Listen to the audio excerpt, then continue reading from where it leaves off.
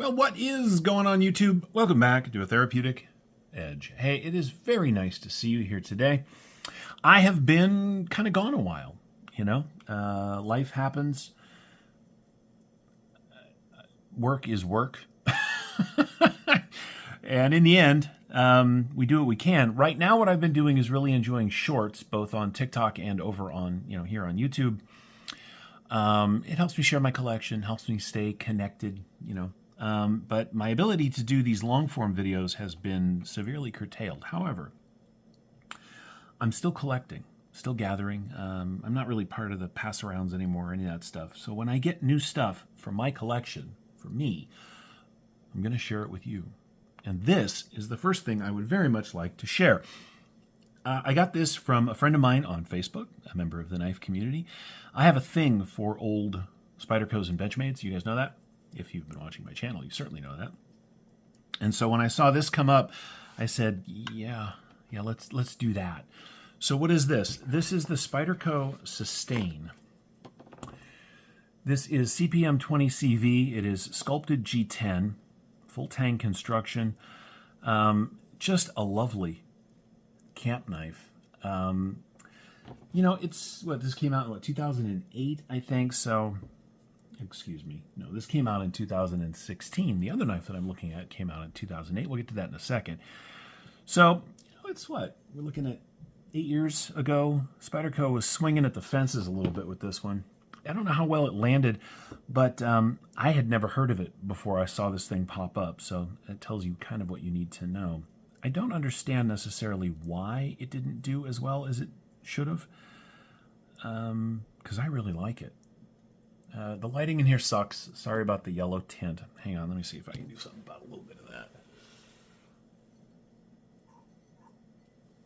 Is that a little better? Yeah, I don't know. Anyway, so let's take a look at the Sustain.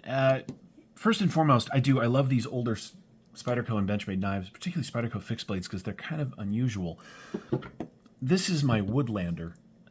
This is a Hosom, H-O-S-S-O-M, Hosom, forgive me, design. This one is, 16 years old. This is N690, sculpted G10. This is just a fantastic knife. Now, it is a collector's item, and I absolutely should treat it that way, except I don't. This thing has been camping with me many times, as you can see. It is more than a little beat up, but that's what happens. So anyway, when I saw the Sustain here, I thought, yeah, let's get another one and see what's going on. It is, I'm going to move this out of the way, very comfortable. Now, some of the reviews that I read from when this thing dropped said things like it's a giant steak knife, and you can't really argue. I can see where that comes from, but here's what I like about it. First, it's very comfortable in my hands, and you guys, I have fairly large hands, right? So that's saying something. It's very comfortable. It is a little thin, but it makes it easy to manipulate. It's got a lovely flat on the spine of the blade back here. Everything, by the way, these are all 90 degrees, so you can scrape Firestones with those if you want. It's got a lovely flat for thumb placement, so if you're working up close, you can really do that. It's got a shape here that tells me you might be able to move up on the, except the edges right there. So stay back here where it's a little safer. It's very pokey, very fast, very slicey. It's just really nice. Let's get some specs out of the way. You are looking at 6 inches of cutting, right? On just about 6 1/4 inches overall of blade of that CPM 20 CV. The grip area from behind that swell, you're looking at just exactly 4 inches, which is perfect for me. I got a little tiny bit of handle sticking out down here. Now, if you had small hands, this choil here in the front might be a little weird for finger placement, but if you got good sized hands, this is very, very comfortable. It's not very heavy. I did bring out a scale. Excuse my arm. Let's see where it weighs in at.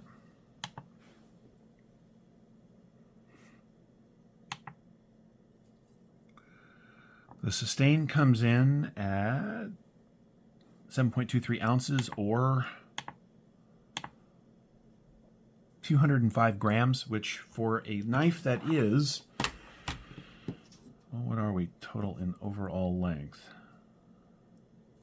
10 and a half, 10, a little over 10 and a half. 1, 2, 3, 4, 5, 6, 7, 8, 9, 10. Wait, 1, 2, 3, 4, 5, 6, 7, 8, 9, 10, 11 and a half inches long. I can count. Leave me alone. That's actually fairly light. It's got lovely cutting, right? It's got a nice, clean line. Got belly up here at the front where you need it. This is really nice. Now, it came with this Spyderco sort of fitted leather sheath, which is kind of indicative of the era that it was made. Nowadays, it would be in, you know, Kydex, I'm sure. But I'm okay with this. From a camp knife perspective, it's not super quick on the draw, but it's also really not threatening. I know. But let's face it, if you're at a campground or any other sort of campsite where there are other people milling about, walking around with things that look a little too tactical tells a story you don't necessarily want to tell, all the while giving you access to an incredibly useful camp knife. Let's do some size comparisons with things you may be more familiar with. First and foremost, here is a very, very standard Mora. As you can see, it is considerably larger than it's a really nice Mora.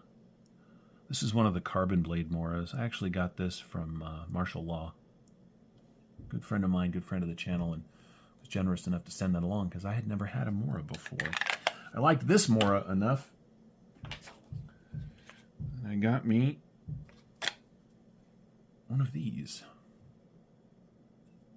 I like this one quite a bit. As you can see, the Sustain is still considerably larger. What else do we have on the table that's fun? Oh, how about a K-bar? This is the Dog's Head K-bar. I got this because I've never served, and having a slightly less military specified version of the K-bar made me happy. But as you can see, the Sustain is shorter than the K-bar and has just about a 1/4 inch less cutting on the blade. But of course, that CPM 20 CV is going to last you a lot. I love this thing. I just do. Anyway, let's go ahead and get back to what we're doing here. You know, I don't get to camp as much as I used to, which is disappointing, of course, but I still have a thing about a really good fixed blade, and it's a favorite part of my collection. This thing is not fancy. It's not overly tactical. It's just a really useful and excellent camp knife. I really like it, and I'm really grateful that I got a chance to add it to the collection. If you're into knives and you're collecting knives, it's good to have your tastes, right? Your folders, but keeping 1 or 2 really good, useful fixed blades around is just a good idea.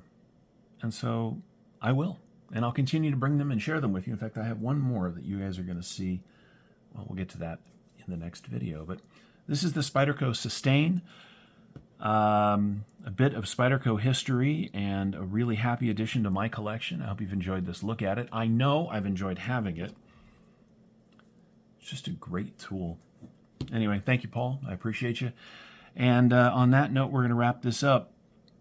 You might be able to find one of these on eBay somewhere. You might not. But thanks for watching. I'll see you guys next time. Take care.